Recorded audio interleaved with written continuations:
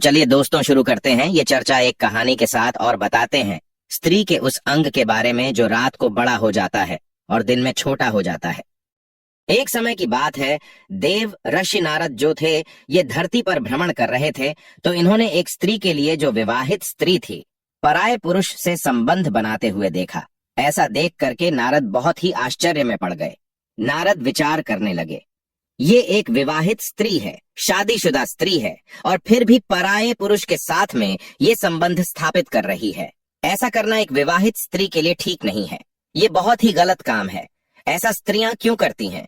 जो स्त्री करवा चौथ का व्रत पति की लंबी आयु के लिए करती है और वही स्त्री पराये पुरुष के साथ संबंध स्थापित करें। ये विधाता का कैसा खेल है, इसके बारे में मुझे जरूर जानना चाहिए। नारद विचार करते हैं कि अब इसके बारे में मैं कैसे पता लगाऊं कि स्त्रियां ऐसा क्यों करती हैं। तो नारद के दिमाग में आता है, चलिए पितामह ब्रह्मा जी के पास में चलते हैं। वो सृष्टि के निर्माण करता है और वो ही इस बात को सही तरीके से बता पाएंगे कि एक विवाहित स्त्री जो करवा चौथ का व्रत रखती है पति की लंबी आयु के लिए, और वो पराये यानी गैर मर्दों के साथ में संबंध बनाए, ये कैसे हो सकता है। दोस्तों, इस रहस्य को जानने के लिए देव ऋषि नारद जो थे पितामह ब्रह्मा जी के पास में पहुंचे। पितामह ब्रह्मा जी ने कहा, आइए बेटा नारद, और तो सब कुशल है। आज तुम्हारे चेहरे पर देख करके मुझे ऐसा लगता है कि तुम कोई आश्चर्यजनक बात हमसे पूछने के लिए आए हो। क्या पूछना चाहते हो, निसंकोच होकर के पूछो। तब देव ऋषि नारद पितामह ब्रह्मा जी से कहते हैं कि हे पितामह, मैं जब धरती पर भ्रमण कर रहा था तो मैंने एक विवाहित स्त्री के लिए पराये पुरुष से संबंध बनाते हुए देखा। मैंने ये भी सुना है कि स्त्रियां जो होती हैं वो करवा चौथ का व्रत धारण करती हैं पति की लंबी आयु के लिए, लेकिन फिर भी वही स्त्री पराये पुरुष के साथ संबंध बनाए, तो ये कैसे हो सकता है। ऐसा स्त्री के लिए करना बहुत गलत काम है। ऐसा स्त्रियां क्यों करती हैं? और साथ ही साथ पितामह जी, एक सवाल आपसे मेरा और भी है कि स्त्रियों का वह कौन सा अंग होता है जो रात को बड़ा हो जाता है और दिन में छोटा हो जाता है। यही दो सवाल है, आपसे इन सवालों का जवाब देने की कृपा करें। हे पितामह, मैं आपके पास में बड़ी जिज्ञासा से आया हूँ और मैं इस बात को समझना चाहता हूँ कि करवा चौथ का व्रत रखने वाली स्त्रियां यानी पतिव्रता बनने वाली स्त्रियां पराये पुरुषों के साथ संबंध बनाती हैं। ऐसा क्यों करती हैं और वह अंग कौन सा होता है जो रात को बड़ा और दिन में छोटा हो जाता है। यही मेरे दो प्रश्न हैं। मुझे बताने की कृपा करें कि इनका मतलब क्या है, इनका अर्थ क्या है, और स्त्रियां ऐसा अपने पति के साथ धोखा क्यों करती हैं। तो दोस्तों, पितामह ब्रह्मा जी कहते हैं कि हे देव ऋषि नारायण, तुमने जो ये दो सवाल हमसे किए हैं, जो भी पूछा है, ये समाज के लिए बहुत ही कल्याणकारी है। आइए मैं तुम्हारे इन प्रश्नों का जवाब एक कथा के माध्यम से बताऊंगा, लेकिन आपको ध्यानपूर्वक हमारी कथा को सुनना होगा। अगर आप ये कहानी जो मैं सुनाने के लिए जा रहा हूँ, ये कहानी ध्यानपूर्वक सुनेंगे, तभी मैं आपके इन दोनों सवालों का जवाब दूंगा। देव ऋषि नारद वचन देते हैं और कहते हैं कि पितामह, मैं आपको वचन देता हूँ, आप जो भी कथा सुनाएंगे मैं ध्यानपूर्वक सुनूंगा, लेकिन आप अपनी कथा आरंभ कीजिए और हमारी शंका का समाधान कीजिए। प्रिय दर्शकों, तब पितामह जो है वो अपनी कहानी सुनाना आरंभ करते हैं और कहते हैं कि हे देव ऋषि नारद, एक समय की बात है, किसी गांव में एक पंडित अपनी पत्नी के साथ में रहता था। वह पंडित जो था बहुत ही ज्ञानी था। वह पंडित जो था वह नक्षत्र का भी बहुत ज्ञानी था, यानी पुत्र हो या पुत्री, उसके नक्षत्रों को अच्छी तरीके से देख लेता था, उनकी जन्म कुंडली भी बना देता था। उसे शास्त्रों का बहुत अच्छा ज्ञान था। एक दिन की बात है, पंडित जी की पत्नी के गर्भ से एक पुत्री का जन्म होता है। अब जो पंडितानी थी वह पुत्री को पा करके बहुत ही खुश थी, और इधर उस पंडित ने जब अपनी बेटी की जन्म कुंडली को देखा तो वह बहुत ही घबरा गया। लेकिन जो बात थी उसने अपनी पत्नी को नहीं बताई, क्योंकि हाल में ही उसकी पत्नी ने प्रश्न किया था, इसलिए जो है उस पंडित ने वो बात अपनी पत्नी को नहीं बताई। अपनी पुत्री को पाकर के वह पंडितानी बहुत ही प्रसन्न थी। कुछ दिनों के बाद जब उस बेटी का नामकरण संस्कार हुआ तो उस पंडित जी ने अपनी पुत्री का नाम रीता रख दिया। रीता जो थी ये देखने में बहुत सुंदर थी। समय धीरे धीरे गुजरता गया और बेटी बढ़ती गई। एक दिन वही रीता, उस पंडित की बेटी, जवान हो गई, विवाह के लायक हो गई। और जब विवाह के लायक हो गई तो उस रीता की माँ ने अपने पंडित से कहा कि हे पिया जी, अपनी बेटी जो है वो विवाह के योग्य हो गई है, कोई अच्छा सा वर ढूंढ करके इसकी शादी कर दो। वह पंडित जो था अपनी पत्नी की जब ये बात को सुनता है तो उस समय वो टाल देता है, यानी कहने का मतलब है, जब जब भी पंडितानी अपनी पुत्री रीता के विवाह के बारे में पंडित जी से बात करती थी, तो वह किसी न किसी तरह से उस बात को टाल देता था। इसी तरीके से बहुत दिन हो गए, लेकिन पंडित ने अपनी बेटी रीता का विवाह नहीं किया। वो करें भी कैसे? उसे तो उसकी जन्म कुंडली के बारे में मालूम था। जानते हो वह पंडित विवाह क्यों नहीं करना चाहता था?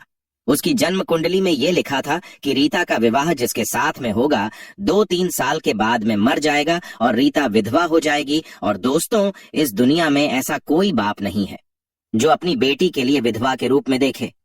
कोई ऐसा बाप नहीं है जो अपनी पुत्री का विधवा का रूप देखे। इसलिए वह पंडित जो था, वह सोच रहा था कि हम अपनी पुत्री रीता का विवाह ही नहीं करेंगे ताकि आगे चल करके हमें अपनी पुत्री का विधवा का रूप देखना पड़े। इसीलिए वह पंडित रीता का विवाह नहीं कर रहा था। धीरे धीरे समय और आगे बढ़ा। अब जो गांव के लोग थे वो पंडित को कोसने लगे और आपस में बातें करने लगे कि ये कैसा बाप है, इसकी बेटी ये रीता बहुत दिनों से विवाह के लायक है और ये अपनी बेटी का विवाह ही नहीं करता। एक दिन गांव की कुछ औरतों ने पंडितानी से कहा कि हे पंडितानी, तुम्हारी बेटी बहुत दिनों से कई सालों से विवाह के योग्य है और इसका विवाह क्यों नहीं करती? तब पंडितानी उन महिलाओं से कहती है, मैं क्या करूं? मैंने अपने पंडित जी से कई बार कहा, लेकिन हमारे पंडित जी जो है वो सुनते ही नहीं। गांव की औरतों ने कहा, आप फिर कहो, बार बार कहो और अपनी बेटी का विवाह करवाओ। शायद तुम नहीं जानती, जवान बेटी को अधिक समय तक घर पर नहीं रखना चाहिए, उसके तुरंत पीले हाथ कर देना चाहिए। दोस्तों, महिलाओं की बात को सुनकर वह पंडितानी उन महिलाओं से कहती है, ठीक है, आज जब हमारे पति पंडित जी आएंगे तब मैं उनसे कहूंगी, या तो इसका विवाह कर दो और या इसका अपने हाथों से इसका वध कर दो, इसे मार डालो। दोस्तों, अब पंडितानी अपने घर पर आती हैं और बहुत ही क्रोध में बैठ जाती हैं। शाम का समय होता है तो पंडित जी अपनी जजमानी से जब घर पर आते हैं, पंडितानी को क्रोध में देखा तो पंडित जी कहने लगे कि अरे पंडितानी, क्या बात है? किसी ने कुछ कह दिया है जो तुम्हारे चेहरे पर इतना क्रोध झलक रहा है? तो पंडितानी ने सारी बात कही और कहा कि आपको तो शर्म है नहीं। अरे आपके लिए तो कुछ लोग कहते नहीं हैं, लेकिन पता है आज गांव की औरतों ने मेरे लिए कितने ताने मारे, कितने बरसों से बेटी जवान है और आप विवाह ही नहीं करते। शायद आप ये नहीं जानते कि जवान बेटी को अधिक समय तक घर पर नहीं रखना चाहिए। हर माँ बाप के लिए पाप लगता है। जितनी जल्दी हो सके जवान बेटी का विवाह कर देना चाहिए, लेकिन आपको तो शर्म है नहीं। आप दूसरों को उपदेश देते हो और खुद अपनी बेटी पर ध्यान नहीं देते। दोस्तों, पंडित जी ने टालने की तो बहुत कोशिश की, लेकिन पंडितानी ने कहा कि आज मैं तुम्हारी कोई बात मानने वाली नहीं हूं। या तो बेटी का विवाह कर दो और या इसे अपने हाथों से मार डालो। आज मैं तुम्हारी कोई बात सुनने वाली नहीं है। लेकिन दोस्तों, जो बात थी वह पंडित अपनी पंडितानी को नहीं बताता है और कहता है, ठीक है, जब तुम ज्यादा ही जिद कर रही हो तो चलिए, मैं कोई अच्छा सा वर ढूंढ करके इसका विवाह कर दूंगा। दोस्तों, फिर वह पंडित जो है अपनी पुत्री रीता के लिए वर ढूंढने लगता है। एक दूसरे गांव में उसके लिए रीता के योग्य लड़का मिल जाता है और उसके साथ में विवाह कर देता है, अपनी बेटी की विदाई कर देता है। बेटी जो है वो 2-3 साल तक खुश रहती है और 3 साल व्यतीत होने के बाद में उसका जो पति था उसकी मृत्यु हो गई। अब उस रीता के लिए बड़ा दुख हुआ। अब वह पंडित अपनी रीता के लिए घर पर बुरा लेता है, क्योंकि उसकी ससुराल में और तो कोई था नहीं। कुछ समय के बाद में उस पंडित जी ने दूसरा वर ढूंढा और दूसरा विवाह कर दिया। दूसरा विवाह जब किया तो रीता अपनी ससुराल में जब गई, 3 साल के बाद में जो दूसरा पति था वो भी रीता का खत्म हो गया। पंडित जी के लिए बहुत दुख हुआ। पंडित जी फिर अपनी बेटी को घर पर बुला लाते हैं। उधर पंडितानी ने विचार किया, ऐसी क्या बात है, मेरी बेटी की शादी 2 जगह हुई, लेकिन दोनों जगह से विधवा हो गई। पंडितानी भी बहुत दुखी हुई। प्रिय दर्शकों, उसके बाद में पंडित जी ने तीसरे वर की खोज की। तीसरा लड़का मिल जाता है और जब तीसरे लड़के के साथ में अपनी बेटी रीता का विवाह किया, विदाई के समय पंडित जी ने अपनी पुत्री रीता से कहा कि बेटी अपने ससुराल जा रही हो, चाहे दुखी रहो, चाहे सुखी रहो, चाहे आपके जीवन में कुछ भी हो, लेकिन स्वयं ही उस दुख सुख को देखना, मेरे घर पर आज के बाद मत आना। आप ये समझ लेना कि तुम्हारे माता पिता इस दुनिया में रहे ही नहीं। इतना कहने के बाद में अपनी बेटी को विदा कर दिया। अब बेटी तो अपनी ससुराल चली जाती है। इधर पंडितानी जब अपने पति के लिए ऐसा बेटी के प्रति कहते हुए सुना था, तो पंडितानी ने अपने पति पंडित जी से कहा कि स्वामी, एक बात बताओ, आपने अपनी बेटी से ऐसा क्यों कहा कि आप समझ लेना कि आपके माता पिता इस दुनिया में नहीं है, हमारे घर पर कभी मत आना। अरे आपकी वो बेटी है, आपने ये क्यों कहा कि स्वयं अपना ध्यान रखना, पति का ध्यान रखना, ऐसा क्यों कहा? तो दोस्तों, वह पंडित जी अपनी स्त्री के लिए अपनी पुत्री की कुंडली के बारे में बताना तो नहीं चाहता था, परंतु पत्नी के बार बार पूछे जाने पर उसने अपनी स्त्री से कहा कि हे प्रिय, जब हमारी पुत्री का जन्म हुआ था तब मैंने अपनी पुत्री की जन्म कुंडली देखी थी। उसके नक्षत्र अपने पुत्री के विवाह के प्रतिकूल थे। उसकी जन्म कुंडली में दोष था कि हमारी पुत्री का विवाह जिससे भी होगा वह 2-3 साल के बाद मर जाएगा, उससे पहले भी उसकी मृत्यु हो सकती है। हे प्रिय, अब हमारी उम्र भी हो चुकी है, हम अपनी पुत्री को कब तक बैठाकर खिलाते रहते? कल को यदि हम ना रहे तो हमारी पुत्री यहाँ क्या करेगी? अगर वह अपने घर पर रहेगी तो क्या पता भगवान की कृपा हुई तो उसके शायद बाल बच्चे हो जाए तो बड़े आराम से अपना जीवन गुजार लेगी, ससुराल में व्यतीत कर लेगी। दोस्तों, अपने पति की बात सुनने के बाद उस पंडित की पत्नी को अपने ऊपर बहुत शर्म आने लगी कि मैंने अपने पति से कितना बुरा भला कहा, परंतु उन्होंने हमारी पुत्री का भला ही चाहा, इसलिए वे उसका विवाह किसी से नहीं करना चाहते थे। बात यह थी, गलती मेरी ही थी। मेरी गलती के ही कारण 2 लोगों की जानें चली गई। अब कुछ समय बीतने के बाद दोस्तों, इधर उस पंडित की पुत्री के विवाह के 3 साल हो चुके थे। उन 3 सालों में उन पंडित की पुत्री के 2 पुत्र हुए। बड़े पुत्र का नाम जो था सोनू दास और छोटे पुत्र का नाम मोनू दास था। अब ऐसे ही समय बीत रहा था। एक दिन समय आया कि अचानक ही उनके पिता की मृत्यु हो गई। अब उसके तीसरे पति की भी मृत्यु हो गई, जिस वजह से वह पंडित की पुत्री बहुत परेशान हुई और विधवा हो गई। अब वह अपनी दोनों संतानों के साथ ही अपने घर पर अपने बच्चों का पेट पालने लगी, क्योंकि उसके पिता ने भी उसे मायके आने से मना कर दिया था। इस वजह से वह अपने पिता के घर पर भी नहीं जा सकती थी। अब वे अपने बच्चों का पेट पालती है। कुछ समय बाद उस पंडित की पुत्री के जो पुत्र थे वे बड़े हो चुके थे और अपने कार्यों को स्वयं करने लगे थे। बड़ा बाला जो सोनू था वह एक व्यापारी बन चुका था और शहर में उसका खुद एक व्यापार था। वह अनाज की खरीदारी करता था और उसे शहर में ले जाकर के भेजता था। उसकी राशन की एक बहुत बड़ी दुकान भी थी। सोनू का एक बहुत ही अच्छा दोस्त था जिसका नाम श्याम था। वह उसके गांव के बगल वाले गांव में रहता था। सोनू का छोटा भाई था मोनू, अब भी वह पढ़ाई कर रहा था। जब सोनू बड़ा हो गया और अपने पैरों पर खड़ा हो गया तो उसकी माँ ने उसका विवाह पास के गांव की एक लड़की जिसका नाम जया था उससे कर दिया। जया बहुत ही शर्मीली लड़की थी। वह जितनी शर्मीली थी उतनी ही रूपवती भी थी। सोनू की पत्नी बनने के सारे गुण जया के अंदर विद्यमान थे। जया जिस गांव में रहती थी उसी गांव में श्याम रहता था।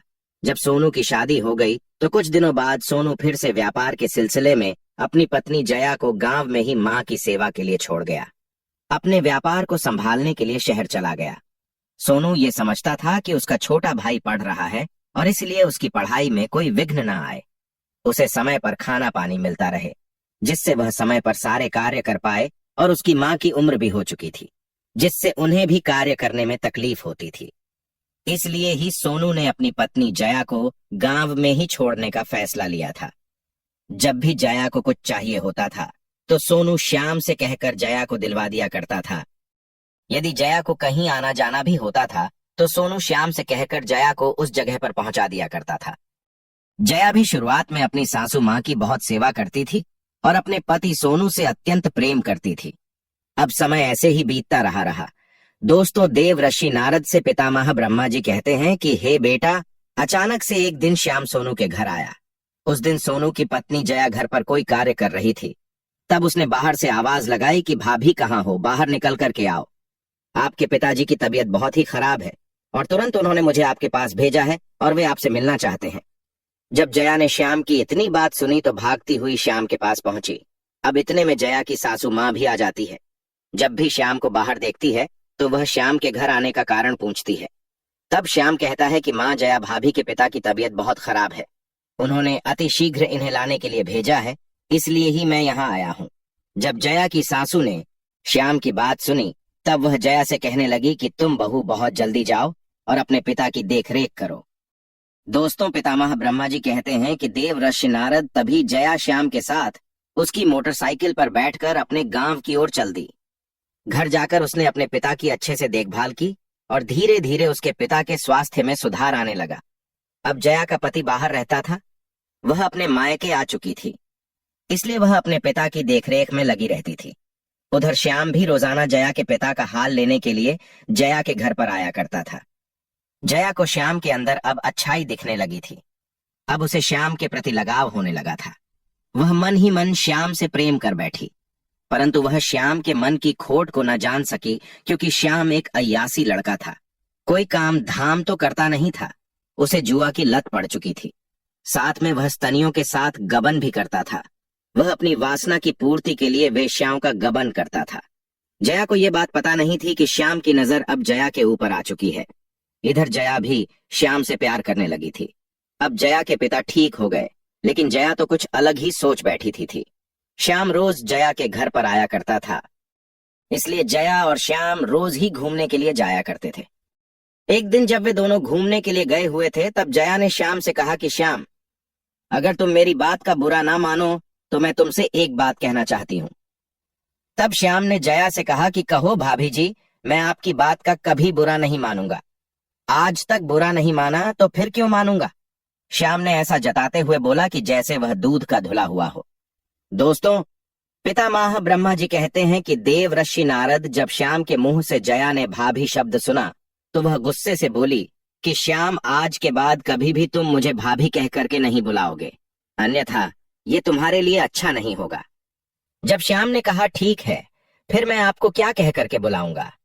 अब श्याम की बात टालते हुए जया ने कहा कि श्याम, सच बात तो ये है कि मैं तुमसे बहुत प्रेम करती हूँ, इतना प्रेम करती हूँ कि शायद किसी से नहीं करती। जैसे ही श्याम ने जया के मुंह से प्रेम शब्द सुना तो उसके मन में तो ऐसे समझो खुशियों के लड्डू फूटने लगे हो। उसका चेहरा था, उसका मन जो था वह प्रफुल्लित हो गया, खुशी से गदगद हो गया कि चलो अब तो मेरा काम हो गया। अब वैश्याओं के साथ गमन नहीं करना पड़ेगा और मेरे पैसे जो खर्च होते थे वो भी बच जाएंगे और घर बैठे मैं भोग विलास कर पाऊंगा। मित्रों, श्याम तो जया को ही चाहता था कि वह उसकी हो जाए, और वैसा ही हुआ। अब धीरे धीरे बात बढ़ती गई और जया श्याम के प्यार के जाल में फंसती गई। अब धीरे धीरे बात इतनी बढ़ गई कि सच में उन दोनों के बीच में भोग विलासरत क्रिया होना शुरू हो गई। कुछ दिन बाद जब जया के ससुराल से बुलावा आया तो श्याम से मिलने के लिए जया ने उसे फिर से एक दिन झोपड़ी पर बुलाया। तब जया ने श्याम से कहा कि मेरे प्यारे श्याम, मेरे ससुराल में बुलावा आया है।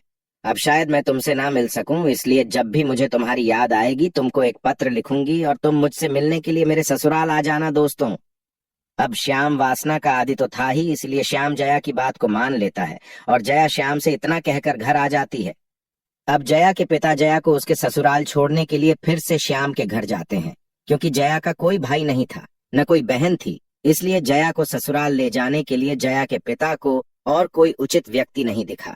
इसलिए वह श्याम के घर बुलाने के लिए श्याम के पास में गए।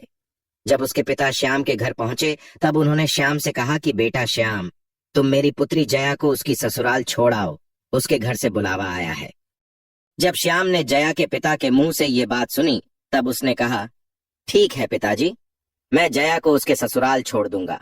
दोस्तों, पितामह ब्रह्मा जी कहते हैं कि देव ऋषि नारद अब क्या था, श्याम जया को उसके ससुराल छोड़ आता है और जया अपने ससुराल चली जाती है। जैसे ही 2-3 दिन व्यतीत हुए तो अब जया को श्याम की याद आई, क्योंकि वह जब अपने घर पर थी तो वह रोज झोपड़ी में श्याम से मिलने के लिए जाया करती थी। इसलिए अब वह वासना की पूर्ति के लिए श्याम को पाना चाहती थी, उससे मिलकर एक बार उसके साथ में फिर से भोग करना चाहती थी, क्योंकि सोनू तो अपने घर से बहुत दूर शहर में रहता था, वहां पर अपना कार्य करता था। मुश्किल से 5 महीने में या 6 महीने में एक बार सोनू अपने घर पर आता और 5-6 दिन के बीच फिर वह पुनः चला जाता था। एक दिन जब जया से रहा नहीं गया तो जया ने एक खत लिखा। जया ने उस खत में लिखा कि हे प्यारे श्याम, मुझे तुम्हारी बहुत याद आ रही है और मुझे ऐसा लगता है कि मैं अब तुम्हारे बिना रह नहीं सकती, इसलिए आज तुम मुझसे मिलने के लिए मेरे घर पर आ जाओ। अब क्या था, जब श्याम को जया का खत मिला तो वह फौरन जया से मिलने के लिए उतावला होकर के चल दिया। अब श्याम और जया दोनों साथ साथ घूमने के लिए चल दिए। जया की सास को यह पसंद नहीं आ रहा था कि उसकी बहू किसी पराये पुरुष के साथ ससुराल में भी घूमे। अपने मायके में घूमती तो बात अलग थी, परंतु वह ससुराल में ही किसी पराये पुरुष के साथ घूम रही थी। वह उसे बिल्कुल भी अच्छा नहीं लग रहा था। पितामह ब्रह्मा कहते हैं कि देव ऋषि नारद, जिसको आप देख करके आ रहे हो, मैं उसी की कहानी आपको सुना रहा हूँ। श्याम भी जया से मिलकर चला जाता है और फिर से 3-4 दिन बाद में वापस आता है। जब यह घटना 5 से 6 बार हुई, तब उसकी सास ने एक दिन जया से कहा कि जया, ऐसा नहीं चलेगा। जब तक मेरा पुत्र अब घर नहीं आ जाता, तब तक तुम घर पर किसी को नहीं बुला सकती, चाहे वह तुम्हारे मायके से आने वाले तुम्हारे पिता हो या और कोई हो। दोस्तों, अब जया ने अपनी सास की इतनी बात सुनी तो बहुत क्रोधित हुई, लेकिन वह कुछ बोल ना सकी। अब अगले दिन जया ने श्याम को खत लिखा कि श्याम, अब तुम मुझसे मिलने के लिए कुछ दिन बाद आना, क्योंकि मेरी सास को मुझ पर शक होने लगा है। जब मेरी सास अब घर पर नहीं रहा करेगी तो ही मैं तुमको बुला लूंगी। दोस्तों, श्याम जो था अपनी काम और वासना के लिए रोक नहीं पा रहा था, और इस बीच जया की सास एक दिन 5 दिनों के लिए तीर्थ स्थल पर चली जाती है।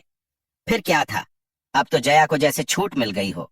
अब वह रोज श्याम को बुलाती, उसके साथ संबंध स्थापित करती, और जब उसके देवर की स्कूल से छुट्टी होती, तब तक वह श्याम को वहां से घर से बाहर निकाल देती थी।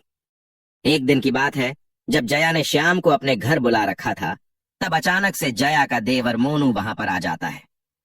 तब वह क्या देखता है कि उसकी भाभी जया श्याम को रसोई घर में बैठाल कर खाना परोस रही है। अब मोनू को श्याम के चरित्र के बारे में सब कुछ पता था। वह जानता था कि श्याम किस प्रकार का लड़का है और वह कौन कौन से कार्य करता है। इसलिए मोनू ने अपनी भाभी से कहा कि भाभी, आप किसी ऐरे गैरे को इस प्रकार घर पर नहीं बुला सकती, और शायद आप इसके चरित्र के बारे में भी नहीं जानती। तभी आप इससे बड़े प्रेम से बातें करती हो, और आप इसके साथ जो घूमती हो वह भी आप बहुत गलत कर रही हो। आप इसका साथ छोड़ दो, नहीं मैं आपकी शिकायत भैया जी से कर दूंगा। दोस्तों, पितामह ब्रह्मा जी कहते हैं कि देव ऋषि नारद जब श्याम ने मोनू की ऐसी बात सुनी तो वह गुस्से से वहां से चला गया। जया को अपने देवर मोनू की बात पसंद नहीं आई। जया तुरंत भागकर बाहर गई और श्याम से बोली, श्याम तुम गुस्सा मत हो, मैं मोनू को सबक अवश्य सिखाऊंगी, मैं इसका बदला अवश्य लूंगी।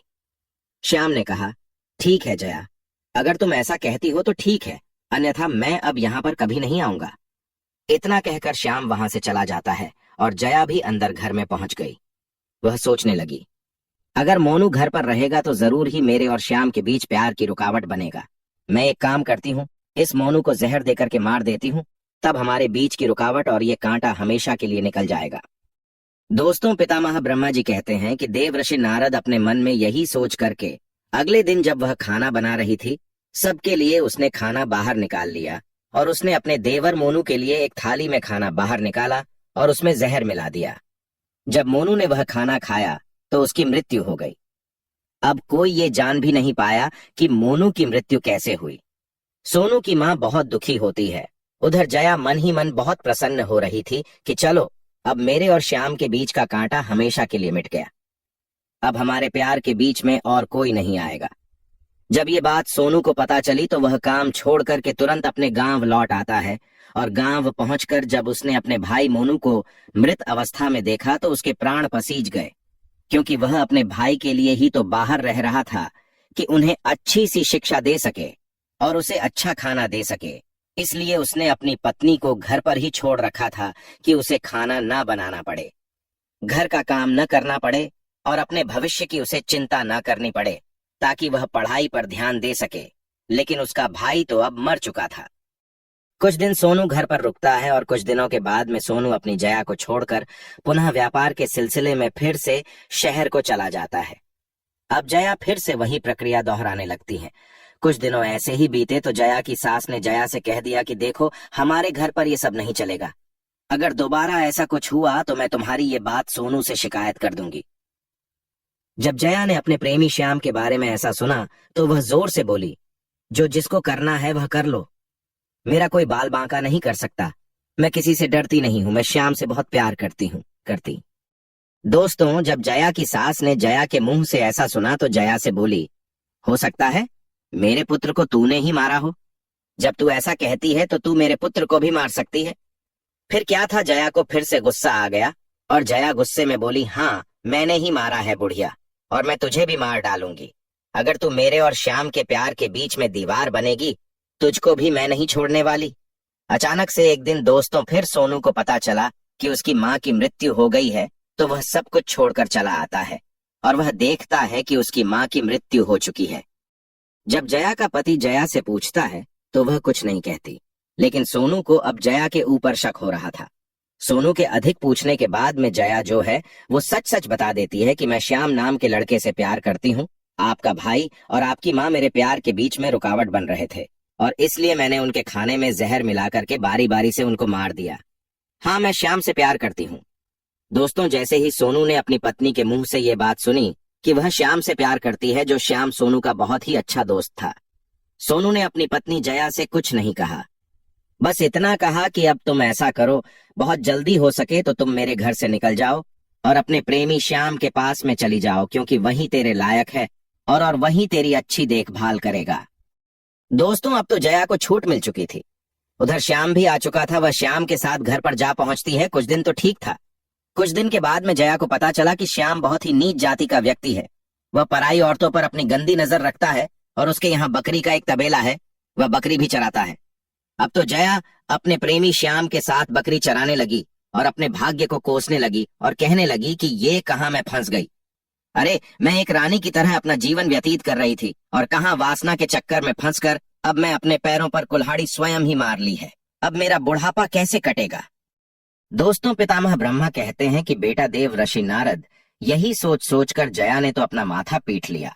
उधर सोनू ने एक अच्छी सी स्त्री को देखकर अपना विवाह कर लिया और दोनों साथ साथ रहने लगे।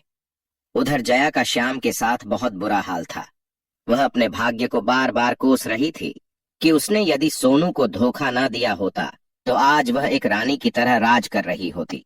पितामह ब्रह्मा जी कहते हैं कि देव ऋषि नारद कहते हैं ना कि स्त्री को ना कोई ना आज तक समझ पाया है और ना ही कोई समझ पाएगा।